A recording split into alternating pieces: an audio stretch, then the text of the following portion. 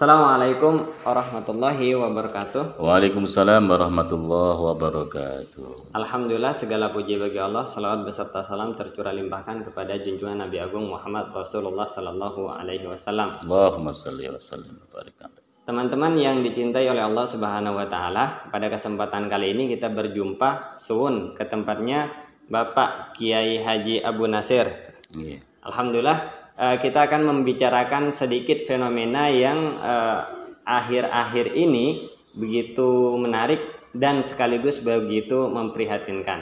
Nah, kita akan meminta kepada tanggapan Abah. Ini langsung kita Abah untuk berbincang-bincang ringan berkaitan dengan pembakaran Al-Quran di Swedia. Ya. Jadi bagaimana seharusnya sikap kita, utamanya generasi muda, perasaan yang harus dibangun ketika melihat peristiwa pembakaran Kitab Suci Al-Quran, Kitab Suci umat Islam. Silahkan Abah. Terima kasih baik para pemuda ya. Assalamualaikum warahmatullahi wabarakatuh. Waalaikumsalam. Berkenaan dengan masalah pembakaran itu, akhirnya kita balik bertanya kepada para pemuda ya, bagaimana ketika kehormatan kalian itu diganggu ya. Ketika kehormatan kalian diganggu itu apakah kalian marah atau tidak? Tentunya pasti marah kan ya. Nah, ini bukan lagi masalah kehormatan kita, bukan masalah harga diri kita pribadi, tapi itu adalah satu simbol yang disucikan umat Islam, bahkan menjadi pedoman hidupnya umat Islam, hakikat keselamatan, kebahagiaan dunia dan akhirat umat Islam itu adalah ada pada Al-Quran. Jikalau dia mengamalkan Al-Quran, dia akan mendapatkan kemuliaan. Ketika dia meninggalkan Al-Quran, dia akan mendapatkan satu kesulitan dan kenistaan. Nah, sekarang di Al-Quran itu kemudian dihinakan, bahkan dibakar begitu. Ya tentunya pasti kita harus marah dengan perbuatan seperti itu, walaupun mereka dengan alasan kebebasan berekspresi mereka. Tapi kita selaku umat Islam berhak untuk marah jikalau kehormatan, bukan hanya kehormatan pribadi, individu, keluarga, tapi kehormatan Islam itu sendiri sebagai agama kita, bahkan simbol pentingnya umat Islam itu dilecehkan, bahkan dibakar. Nah, dengan apa? Kita harus membela itu harus membela, bukan diam diri, kita harus membelanya, tentunya begitu, insya Allah. Iya, jadi kalau kita melihat situasinya saat ini itu Abah, ketika kemudian orang-orang pada demo, pada aksi dalam artian ingin supaya pelecehan itu tidak terjadi kembali. Nah, apakah kemudian sikap penguasa dalam hal ini abai atau melakukan pembiaran terhadap Al-Quran, sedangkan banyak sekali kita dengar itu perpu berkaitan dengan penangkapan bagi orang yang melecehkan penguasa, kan seperti itu. Yeah. Nah, apakah sikap penguasa untuk membiarkan kejadian ini, pembakaran Al-Quran yang diserahkan kepada demo-demo masyarakatnya, itu apakah sudah tepat atau seperti apa? Itulah karena ada masalah sedikit di dalam masalah itu. Masalah sedikitnya apa? Masalah sedikitnya itu adalah masalah nasionalisme. National state itulah yang kemudian membatasi kita untuk bisa berbuat yang lebih jauh. Karena itu bukan bangsa kita, bukan yang dilecehkan, bukan wilayah kita, bukan seterusnya dan seterusnya.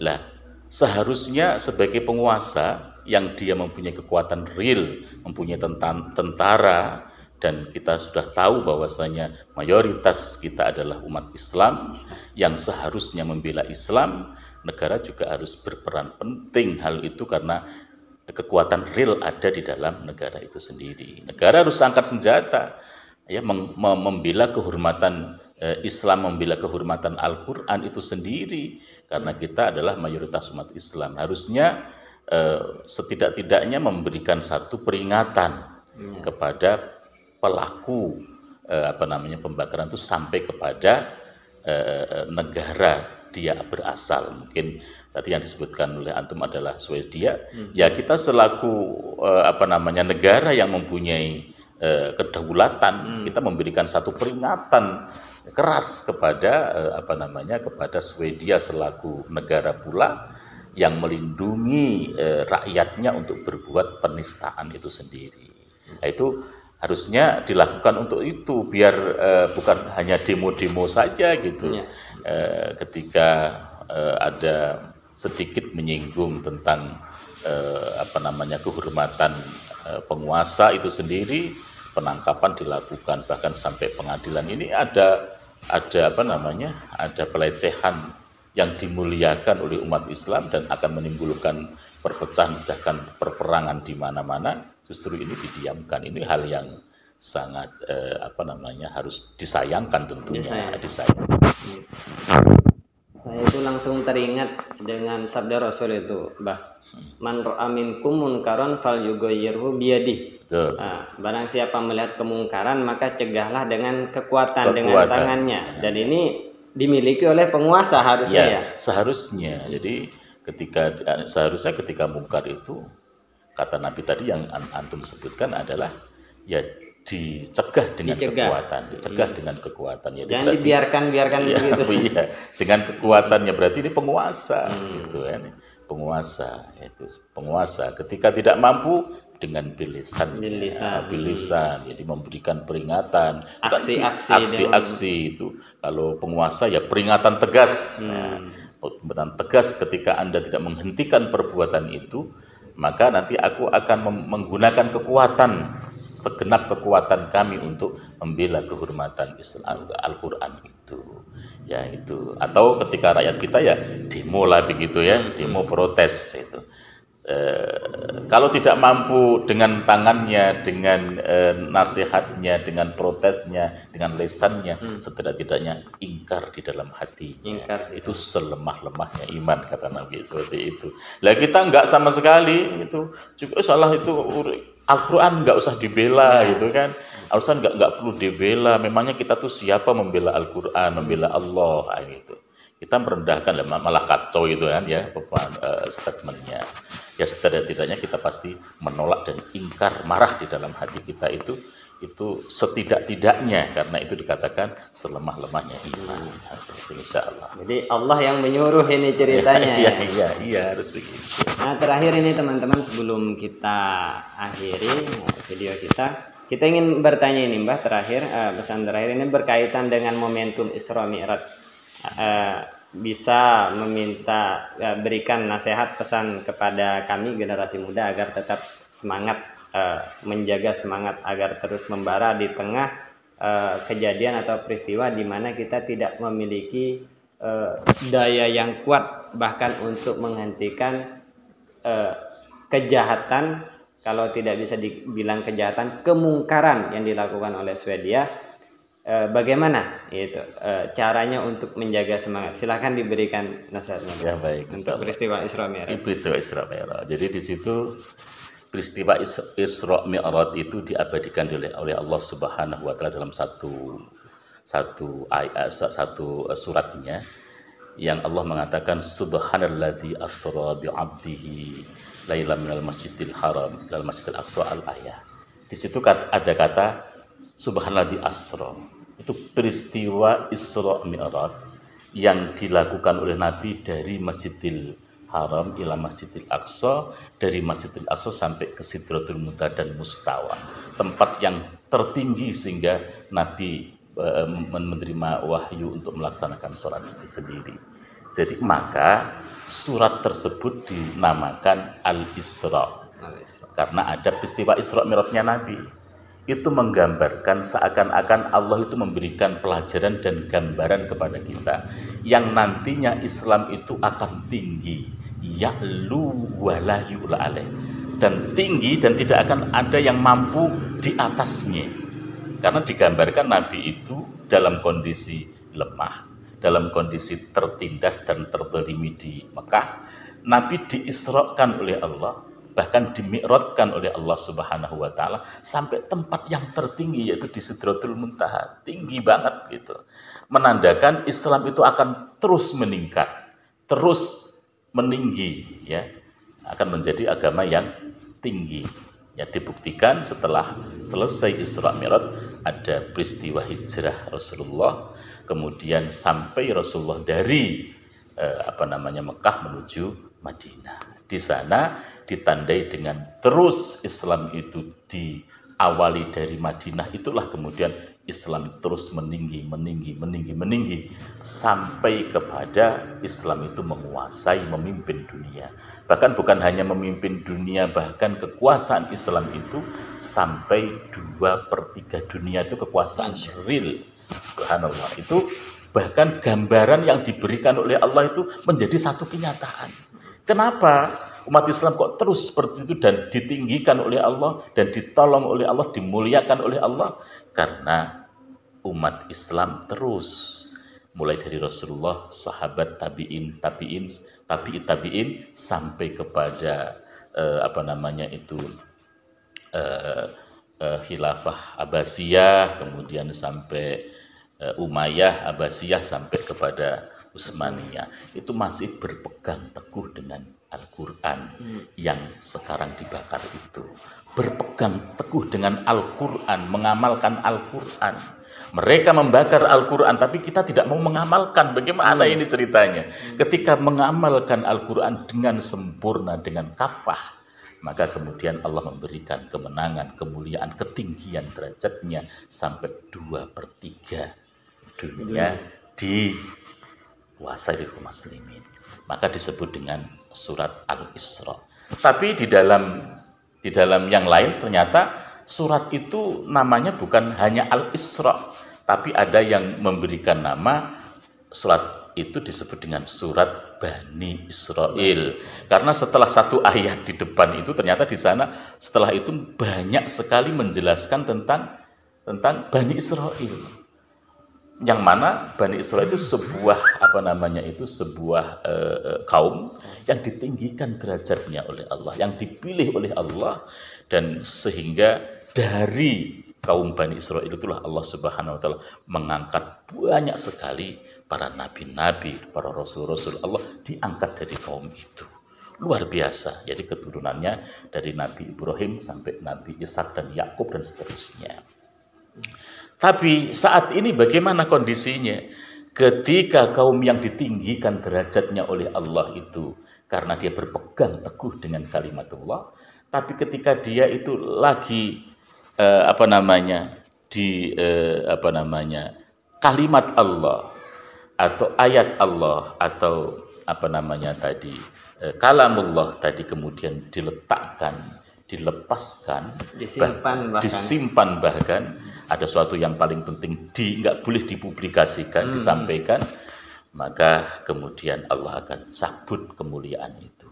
Allah akan cabut kehormatannya sehingga Bani Israel itu menjadi kaum yang jatuh, bahkan tidak punya wilayah, tidak punya tanah tempat tinggal, nggak punya kekuasaan yang real. Dia harus mendompleng sana, mendompleng sini, mendapatkan bahkan menimbulkan kerusakan di mana-mana. Hina di antara musuh-musuhnya. Iya, bahkan hina di antara musuh-musuhnya. Jadi artinya apa? Seakan-akan Allah itu memberikan satu gambaran. Jikalau umat Islam itu mengikuti langkah-langkah yang dilakukan Bani Israel, yang dulunya umat Islam itu diangkat derajatnya setinggi-tingginya oleh Allah, tapi ketika langkahnya mengikuti Bani Israel, dalam arti apa? Al-Quran yang dimuliakan, yang dijadikan satu imam oleh kaum muslimin ditinggalkan, maka apa yang terjadi? Umat Islam benar-benar dijatuhkan oleh Allah Subhanahu wa taala. Subhanallah, ternyata menjadi satu kenyataan. Kapan umat Islam itu berakhir? Khilafah Islamiyah di dalam tengah-tengah kaum umat Islam itu berakhir ternyata tepat pada 27 Rajab ataunya di dalam peristiwa Isra Mi'raj itu tepatnya pada tahun 1924 Masehi. Ya, itu akhirnya Allah itu memberikan satu gambaran tepat pada Rajab inilah, 20 Rajab peristiwa Isra Mi'rajnya Nabi sampai ke tempat yang tinggi. Maka kemudian hari ini pula Allah SWT memberikan satu pelajaran buat umat Islam, dijatuhkan sejatuh-jatuhnya, sehingga ketika Al-Quran dibakar pun umat Islam seluruh dunia tidak bisa berkutik untuk membela satu kehormatan umat Islam. Itu kenapa? Karena umat Islam mereka membakar, tapi justru umat Islam juga meninggalkan Al-Quran itu sendiri, maka umat Islam dijatuhkan. Maka ketika kondisi seperti ini, para sahabat, para pemuda yang masih peduli dengan kondisi umat yang sekarang ini, ya marilah kita bersama-sama kembali gitu ya, kembali untuk kembali kepada agama ini. Allah katakan udkhulu fis silmi kafah. Terus masuklah kamu ke dalam agama dengan keseluruhan. Afa tu'minuna bi ba'dil kitab au takfuruna bi ba'din. Apakah kita itu hanya mengimani sebagian saja, salatnya Al-Qur'an, hajinya Al-Qur'an, umrohnya, menikahnya Al-Qur'an. Tapi ketika bicara ekonomi, politik, sosial, budaya, bahkan perhukuman dan seterusnya, tidak lagi kita menggunakan Al-Qur'an. Kama jaza'u dzalik, apakah balasan ketika kita meninggalkan sebagian, mengimani sebagian? Khizyun fil hayatid dunya, dia akan dihinakan. Khizyun akan dihinakan di dalam kehidupan dunia itu. Kalau di dunia aja mungkin tidak apa-apa, tapi di akhirat nanti akan lebih berat lagi.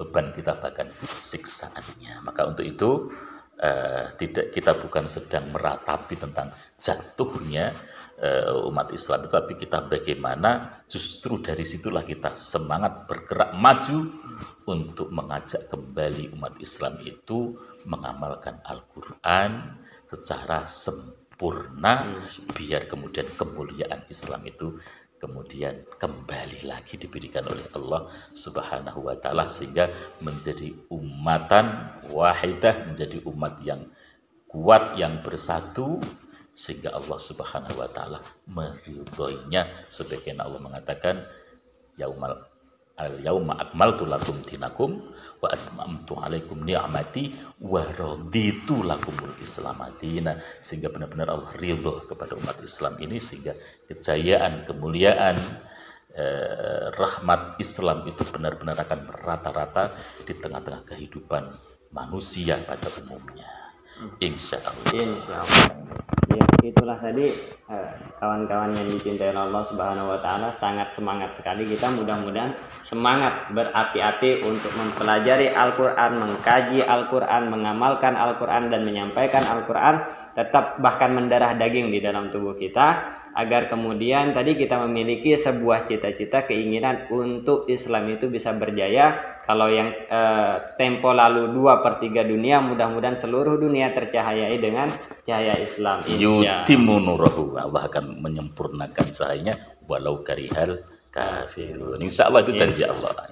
Nah, mungkin sampai di situ teman-teman yang dicintai oleh Allah Subhanahu wa Ta'ala, insya Allah kita akan berjumpa di waktu dan lain kesempatan. Terus bersama kami. Assalamualaikum warahmatullahi wabarakatuh. Waalaikumsalam warahmatullahi wabarakatuh.